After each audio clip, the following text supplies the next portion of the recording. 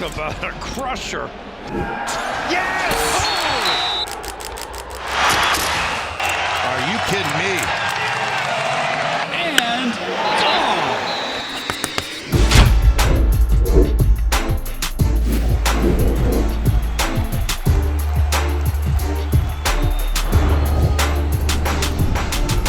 Welcome back to the Schoolyard Sports podcast. I'm the host of this podcast, Lane Frank. Right now, episode 171. It's for 171 episodes through, and I got an action-packed episode planned for you. We're coming up on the NBA Finals. The French Open is in full swing. Got some great stuff in the MLB, and so much more. Stay tuned for an action-packed, amazing episode 171.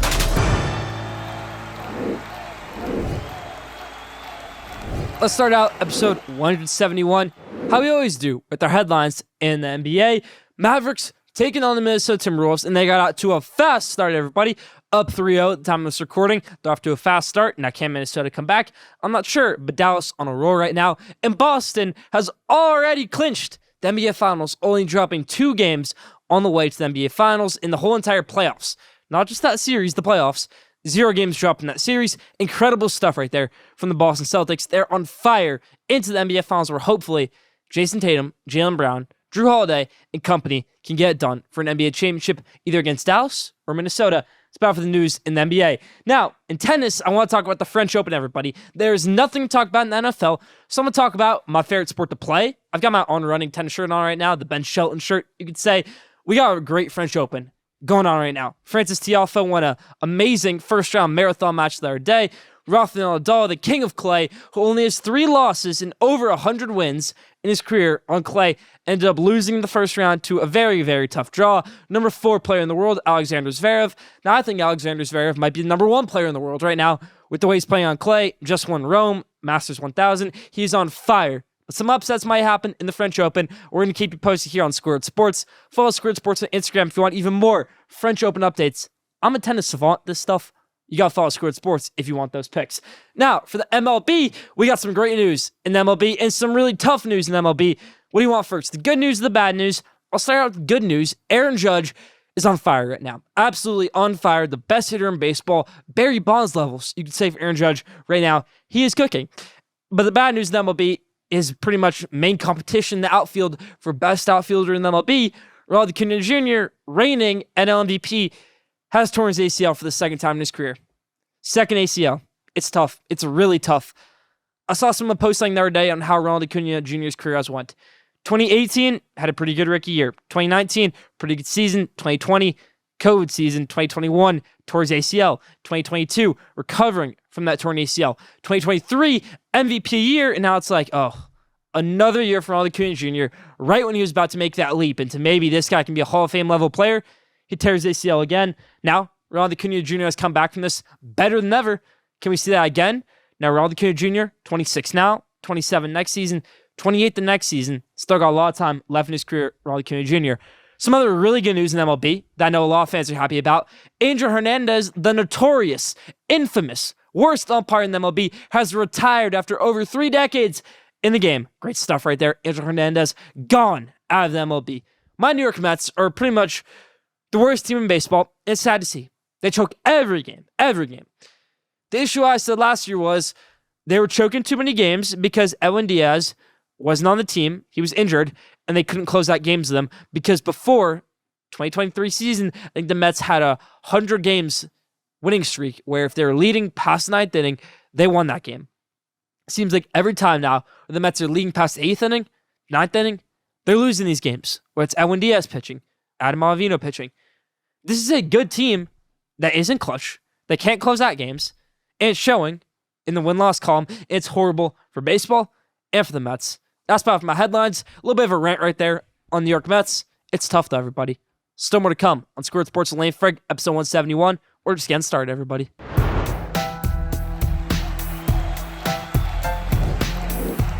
Now, take of the week. I want to say this right here. Before we start this take of the week, I just want to say this isn't a regular take of the week where I'm going on a massive rant, where I'm saying this team's this team's that. It's a sentimental take of the week about Bill Walton, who unfortunately passed away on Monday. Really a legend of the college basketball world, the NBA world, and really the sports world and the whole entire world as a whole. Now, this one's kind of close to me because I got to interview Bill Walton when I was just 14 years old. It was my first ever live reporting event and still is one of my favorite interviews to this day. You can go watch on Instagram or roll the clip right now here. All right, Schoolyard Sports fans, back here with Bill Walton, NBA legend. Bill, Hi, what's your name? My name's Lane Frank. It's my podcast, Schoolyard Sports. Lane? Lane Frank. It's my podcast. You have two first names. Yeah, pretty much. Yeah, I guess I do. Okay. And what are we talking about today? Schoolyard Sports. Yeah, that's my... I started playing sports when I was 8 years old in 4th grade. Yeah, same with me. I mean, I've just... Love sports. Yeah, me too. I love watching college basketball. I love watching you commentate college basketball games. Really? Of course. You're not old enough to stay up that late. Come on. I can, though. What's the best game you've ever commentated before? Or the funniest thing you've done on camera? I don't live in a qualitative binary decision-making world. Okay. I don't rank, rate, and compare everything. Okay. I have been commentating professionally, I guess, for 32 plus years, except for the years that I was injured and unable to work. And I love my job, and there's been so many memorable moments, so many phenomenal teammates as broadcast partners, and then so many wonderful teams and coaches and games and platforms, and it's a dream come true. I'm having the time of my life. Lane Frank. Thank you. Yeah, I'd love to have you on my show one time. Thank you so much. What kind of show do you have? I just do a sports podcast every week, talk about college basketball. Every week? Yeah, I've done 87 of these so far, so I've been doing it for a while. How old are you? I'm 14. 14, okay. I've been doing it since I was 12. Well, you're doing a great job Thank here. you. Yeah, of course. Just want to be a broadcaster like you one day. Really? Yeah. Thank Well, you. okay. Yeah. right, welcome to Schoolyard Sports. I'm Bill. This is Lane Frank. I'm not sure which of his names is his first name. Lane. Is it Frank Lane or Lane Frank? It's Lane Frank. We're signing off. You have two first names. I do. I guess I do. All right. My gosh. Perfect interview. We're having fun here. We're signing off. More interviews to come, Schoolyard Sports fans. So Bill Walton, really a legend of everything in the world. One of my favorite interviews ever. A great person, great college basketball player, great NBA player, great man. Tough to see that on Monday. That's about our take of the week this week.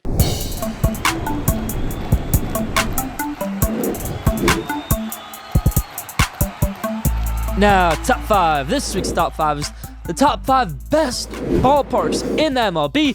Let's hop into it. Now, my list is controversial. I don't have Fenway. I don't have Wrigley. I don't have some other historic ballparks on here, but I've got the great ones. I'll talk about the ones I've been to on here. Let's go into it. Number 5, this one I've been to, and this one is very underrated, and it's very great. Camden Yards, Oriole Park, you call it. Oriole Stadium, Camden Yards. It is an incredible stadium right next to the Ravens Stadium, Baltimore. Really great scenery. You know, you're next to that warehouse. Good stadium, good seating view, 3 decks. Great stuff. Camden Yards, Orioles, number 5. Number 4, old classical look of Yankee Stadium. Now, one gripe I do have about Yankee Stadium is there's too many sponsors. Get rid of the sponsors. In the outfield, it looks terrible. But Yankee Stadium as a whole, I know the original Yankee Stadium is a classic to most people. This Yankee Stadium does a good job bringing back the classic, the historic, and the modern. Great stadium. I love it. Yankee Stadium, number 4. Number 3, Oracle Park for the San Francisco Giants. You know, you've got that big glove in the outfield. You've got a great stadium out there in California. You've got the bay behind you. Really good dimensions. I love it. Oracle Park, San Francisco Giants, number 3.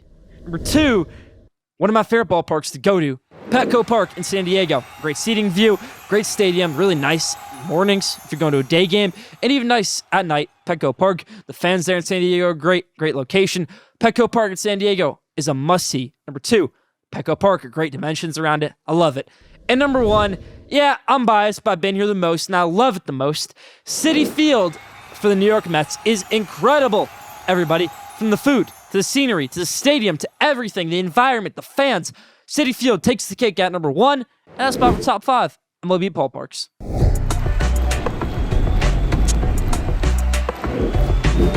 Now, did you know? This week's Did You Know? It's a really great Did You Know. Now, did you know that the city with the most number 1 overall picks in NBA draft history is Melbourne, Australia? They have Andrew Bogut, Kyrie Irving, and Ben Simmons. Not New York, not LA, not anywhere else. The city with the most number 1 NBA draft picks is Melbourne, Australia, with 3.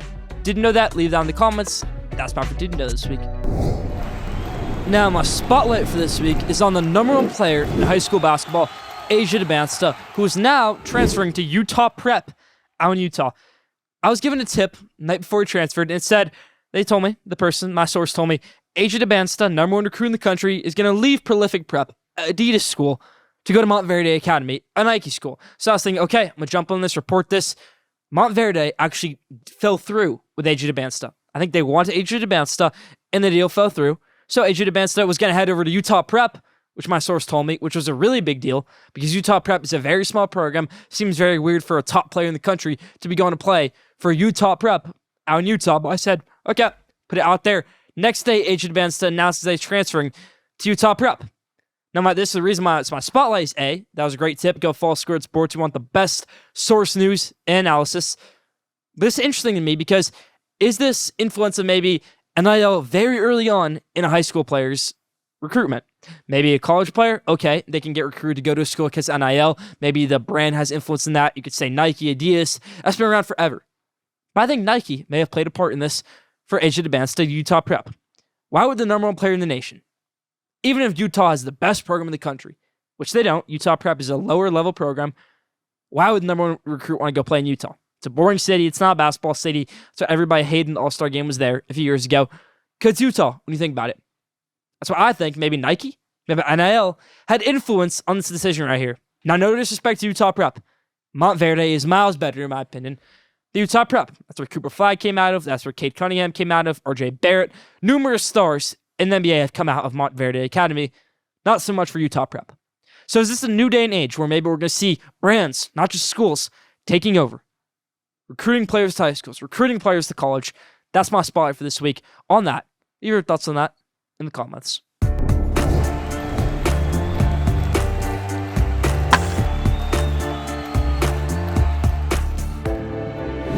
Now, around the bases in the MLB, everybody. And we got a bunch of news to talk about in the MLB. Gave you a little bit in the headlines, but we got even more to talk about now in the around the bases. First thing, Mookie Betts is on absolute fire, producing one of his best seasons ever, if not his best season ever. And that's crazy to think with the amount of MVP caliber seasons he's had. But he's batting over 330, best batting average in the MLB, best batting average in the National League. Second, Luis Arias. Luis Arias, ever since his move to the Padres, has been batting like Tony Gwynn. Padres legend, batting average legend. That's what Luis Arias has been playing like lately. Same Mookie Betts, both of them are on fire at the plate right now. Ronald Acuna Jr., we talked about him earlier, but the injury is tough. And how will the Braves respond? Will the Braves punt on this season? Leave your answer on that in the comments. Are we losing their ace Spencer Strider? Now losing their franchise cornerstone, Ronald Acuna Jr. Does they go out and try to get another Jock Peterson-like move? Like they did that back in 2021. Help them win a World Series. Interested to see your thoughts on that. But Ronald Acuna Jr. out for the rest of the season, and maybe even next season, unfortunately, with that torn ACL. Another outfielder on fire right now is Juan Soto, everybody. Juan Soto is playing like the best hitter in the American League. No Mike Trout, healthy in the American League. Juan Soto, healthy, ready to go, and on fire. I think we can all admit Juan Soto was a bit tough, a bit dormant down there in San Diego. Really nothing was happening with him. Kind of just a stale stage down there in San Diego. In New York, he's been revitalized. He's been playing great for the New York Yankees. Now, will he be a New York Met next season? I hope so. Let's see what the Yankees do, because they're going to have to give up a lot, and I mean a lot, to keep Juan Soto. A move to keep your eye on. Could the Yankees get rid of Garrett Cole, who's unhealthy, who has a massive contract? Ship Garrett Cole to have a chance to re-sign Juan Soto this offseason. Leave your thoughts on that in the comments. It's a good idea. Just brought up right there. Another thing in MLB, Elly De La Cruz, the master superstar on the rise, has 31 stolen bases this year. Elite stuff right here in May.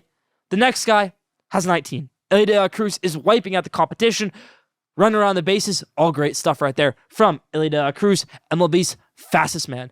One last thing right here and around the bases. Former reliever for the New York Mets, and that's terrible for me to say. Former reliever Seth Lugo has a 1.74 ERA and 9 quality starts to the Kansas City Royals. Tough for the Mets, who have a really rough rotation right now. Seth Lugo really seemed like a long-time Met. Was a great reliever for them. They never utilized him as a starter. You can see what he does as a starter now. He's been incredible. Seth Lugo, congrats to you. Tried out the Padres last year. Didn't work great. Has worked great so far with the Kansas City Royals. And that's about around the bases this week. Leave your thoughts in the comments.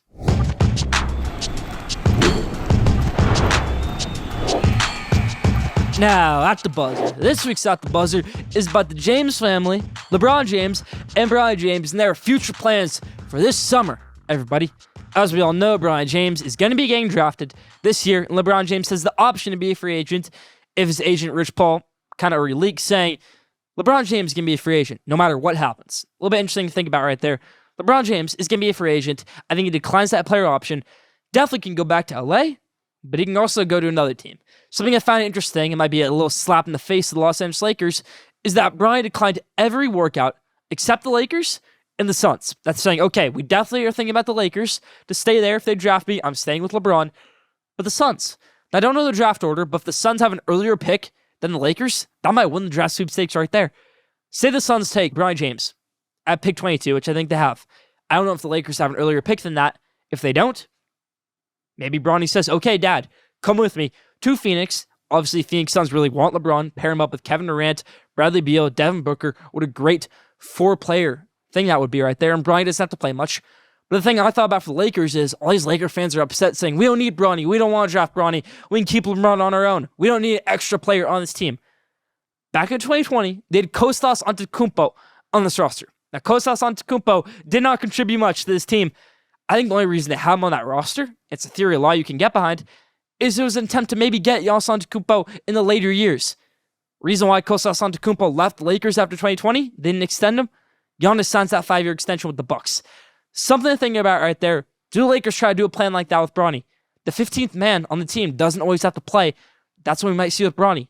But also for the Phoenix Suns, bit of a slap in the face right there to the Lakers saying, we're thinking about the Suns. We're thinking about you too, Lakers.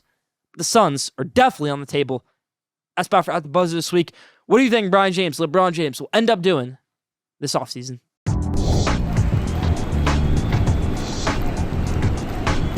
Now, the best for last question day. This week's question day is, who will win this year's French Open? There's a lot of great picks. Leave your pick in the comments for who will win this year's French Open. I think Alexander Zverev and Casper Ruud are two great choices to the best players on clay. Hot take I've got is that Novak Djokovic, the reigning champion and the best player of all time, you could say, gets knocked out before the fourth round. He's been playing really poorly in these past few tournaments, and I could see him getting an early round exit at Roland Garros. That's my question day this week. Who will win Roland Garros French Open 2024? That's about for Schoolyard Sports and Lane Frank, episode 171. Thank you for tuning in. Follow Schoolyard Sports on Instagram at Schoolyard Sports. Follow Schoolyard Sports on X at Schoolyard Sport. Don't forget to subscribe, rate, and review for the best sports content in the world. We'll be back here next week, episode 172. Stay tuned.